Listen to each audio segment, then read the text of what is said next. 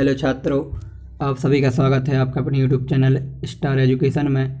मैं लक्ष्मण सिंह लोधी आप सभी का स्वागत करता हूं। आपके लिए फिर से क्लास 10th की वीडियो लेकर आया हूं। आज की वीडियो में हम आज के रिवीजन टेस्ट विज्ञान को हल करेंगे।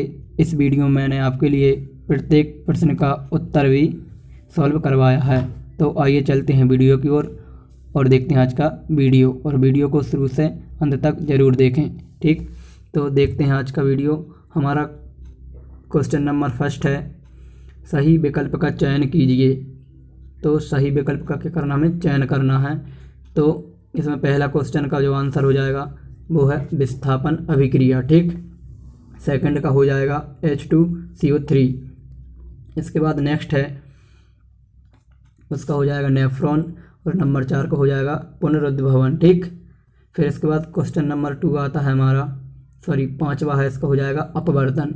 ठीक, फिर इसके बाद क्वेश्चन नंबर 2 आता है रिक्त स्थानों की पूर्ति कीजिए। तो पहले खाली स्थान में आधी या 1/2 भी लिख सकते हैं। ठीक, फिर इसके बाद सेकंड में भराएगा फ्लोएम, तीसरे में भराएगा कोशिका माइटोकॉन्ड्रिया। ठीक, फिर इसके बाद नंबर 4 में भराएगा 3, मेंढक में कितने कक्ष पाए जाते हैं, 3। फिर इसके बाद नेक्स्ट है संचारण या रासायनिक अभिक्रिया। ठीक, क्वेश्चन नंबर 3 है हमारा सही जोड़ी। तो पहले का हो जाएगा व्यंजक चूर्ण, तो इसका हो जाएगा CaOCl2। ठीक, इसके बाद नेक्स्ट है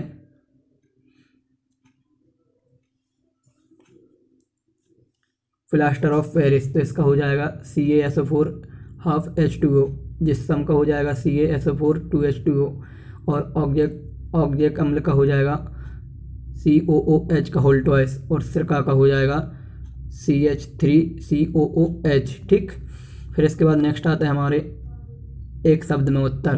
तो पहले का हो जाएगा साइट्रिक अम्ल, नींबू और संतरे में पाया जाता है। ठीक, फिर सेकंड का हो जाएगा 7.38 pH।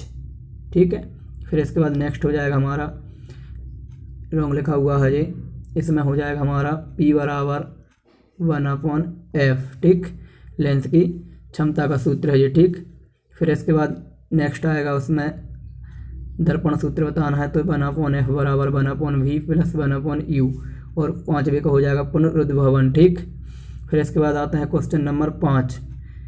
क्वेश्चन नंबर 5, यहाँ से 2 नंबर के क्वेश्चन स्टार्ट होते हैं। तो पहला क्वेश्चन हमारा उदासीनीकरण अभिक्रिया को बताना है, उसका समीकरण लिखना है। तो ये उदासीनी अभिक्रिया का उदाहरण है। ठीक, आप यहाँ से इसे नोट कर लें।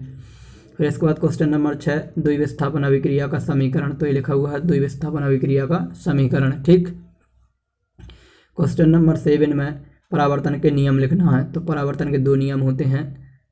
ठीक, परावर्तन के 2 नियम हैं, ये लिखे हुए हैं। नंबर 1, आपतन कोण का मान परावर्तन कोण के बराबर होता है। आपतित किरण दर्पण के आपतन बिंदु पर अभिलंब एवं परावर्तित किरण सभी एक ही तल में होते हैं। ठीक, फिर इसके बाद क्वेश्चन नंबर 9।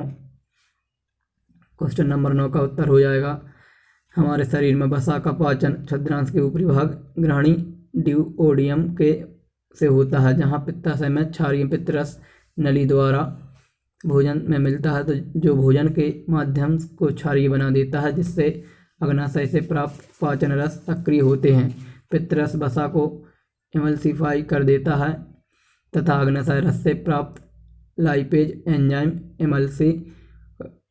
एमल्सिफाइज वसा का पाचन वसीय अम्लों में कर देते हैं। ठीक, तो ये क्वेश्चन नंबर 9 का उत्तर हो जाएगा। फिर इसके बाद क्वेश्चन नंबर 10, ऊष्माक्षेपी अभिक्रिया। तो ये ऊष्माक्षेपी अभिक्रिया है जो ऊष्मा को बाहर निकाल देती है। ठीक, उत्पादों के साथ ऊष्मा भी निकलती है, जिन अभिक्रियाओं में होती हैं ऊष्माक्षेपी अभिक्रियाएं। फिर इसके बाद में इसका समीकरण है। तो यहाँ पर इसका समीकरण लिखा हुआ है, यहाँ से आप इसका समीकरण लिख लें। ठीक, फिर इसके बाद क्वेश्चन नंबर 13 आता है हमारा प्रकाश संश्लेषण अभिक्रिया। तो ये प्रकाश संश्लेषण अभिक्रिया है, सभी हरे पौधे पर्णहरिम की उपस्थिति में सूर्य के प्रकाश की उपस्थिति में कार्बन डाइऑक्साइड एवं जल का उपयोग करके ग्लूकोज बनाते हैं। इस क्रिया के फलस्वरूप ऑक्सीजन गैस एक सह उत्पाद के रूप में प्राप्त होता है। ठीक, फिर इसके बाद रासायनिक अभिक्रिया का समीकरण है। तो यहाँ से आप समीकरण लिख लें। ठीक, यहाँ से स्टार्ट होगा, इसके बाद मुझे यहाँ पर लिखा हुआ है। ठीक, तो ये पूरा समीकरण आप अच्छे से लिख लें। इसके बाद में क्वेश्चन नंबर 8 आता है हमारा प्लाज्मा। तो प्लाज्मा के बारे में हमें बताना है, ठीक। तो प्लाज्मा क्या होता है, तो यहाँ से आप स्टार्ट करेंगे प्लाज्मा, ठीक, और आप यहाँ से इसे नोट कर लें, ठीक। फिर इसके बाद क्वेश्चन नंबर 11 आता है अपवर्तनांक। तो अपवर्तनांक क्या होता है, तो यहाँ पर लिखा हुआ है एक माध्यम के सापेक्ष दूसरे माध्यम का अपवर्तनांक पहले माध्यम की प्रकाश चाल एवं दूसरे माध्यम के प्रकाश चाल के अनुपात के बराबर होता है। इस अनुपात को अपवर्तनांक कहते हैं, ठीक। फिर इसके बाद में क्वेश्चन नंबर, इसमें अपवर्तनांक के साथ साथ जल का अपवर्तनांक पूछा है। तो जल का अपवर्तनांक होता है 1.33, ठीक।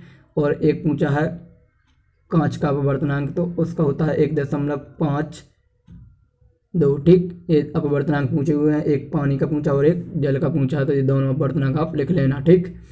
इसके बाद क्वेश्चन नंबर 14 में मानव के नर जनन तंत्र में वृषण के कार्य को समझाना है, ठीक। तो यहाँ से आपको इसका उत्तर मिल जाएगा, ठीक। मानव वृषण में नर जनन कोष शुक्राणुओं का निर्माण होता है। इसके अतिरिक्त टेस्टोस्टेरोन नामक हार्मोन्स का स्राव होता है, जो शुक्राणु उत्पादन के नियंत्रण के अतिरिक्त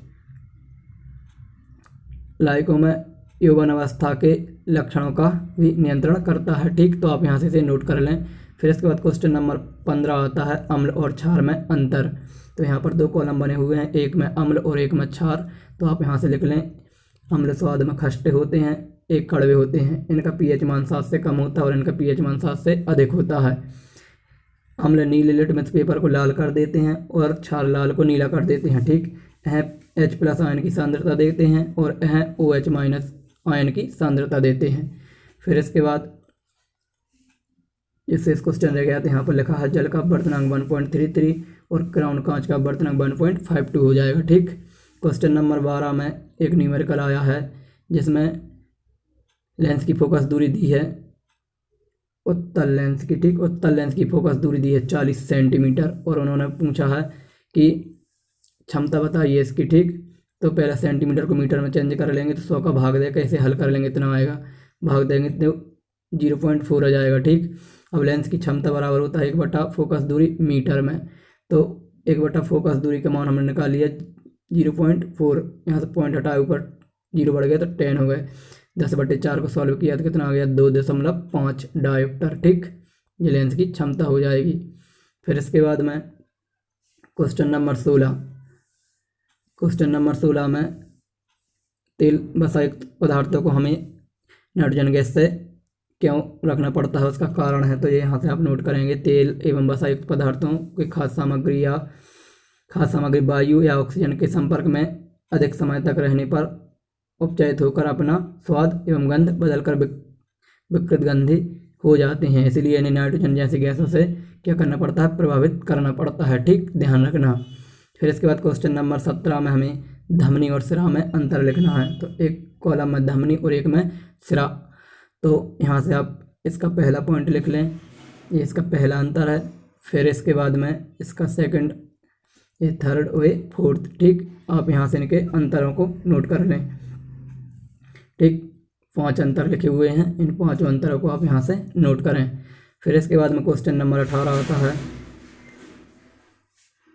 एक कांच के गुटके में हमें प्रकाशकरण का अपवर्तन बताना है।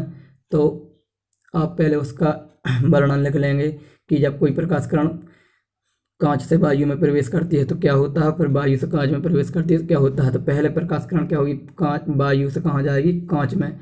तो वायु होती है क्या, विरल माध्यम, और कांच होती है सघन माध्यम, इसलिए जो प्रकाशकरण है अभिलंब की ओर झुक जाएगी। यदि वायु से कांच में जा रही तो वह अभिलंब की ओर क्या हो जाएगी, झुक जाएगी, ठीक। फिर उसके बाद जब कांच से वायु में जाएगी तो अभिलंब से दूर हो जाती है। तो यहाँ से आप इसका स्ट्रक्चर लिख लें। फिर इसके बाद इसका एक नीचे डायग्राम बताया गया है। तो ये नीचे चित्र है, आप इस डायग्राम को यहाँ से बना लें, ठीक। फिर क्वेश्चन नंबर 19 में निकट दृष्टि दोष के बारे में बताया गया है। निकट दृष्टि दोष क्या है, इसके निवारण के लिए चित्र बनाना है, ठीक। तो यहाँ से आप नोट कर लें। तो निकट दृष्टि दोष और इसके निवारण चित्र देते हुए समझाइए। तो निकट दृष्टि दोष में क्या होता है, व्यक्ति को निकट की वस्तु स्पष्ट दिखाई देती है लेकिन दूर की वस्तु स्पष्ट नहीं दिखाई देती। ठीक, निकट दृष्टि दोष कहलाता है।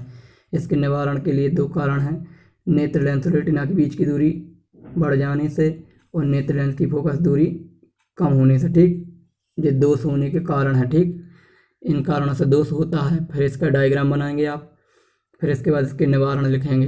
तो इसके निवारण में लिखेंगे, इस दोष के निवारण के लिए अवतल लेंस का उपयोग करते हैं जिसकी फोकस दूरी नेत्र लेंस से उसके दूर बिंदु की दूरी के बराबर होती है। फिर इसका एक और डायग्राम आप यहाँ से बनाएंगे। ठीक, तो हमारी वीडियो में पेपर कंप्लीट होता है। तो आज की वीडियो में इतना ही, इसके बाद अब मिलेंगे नेक्स्ट वीडियो में। यदि वीडियो पसंद आया हो तो वीडियो को लाइक करें और अधिक से अधिक बच्चों के लिए वीडियो शेयर करें। जय हिंद, जय भारत।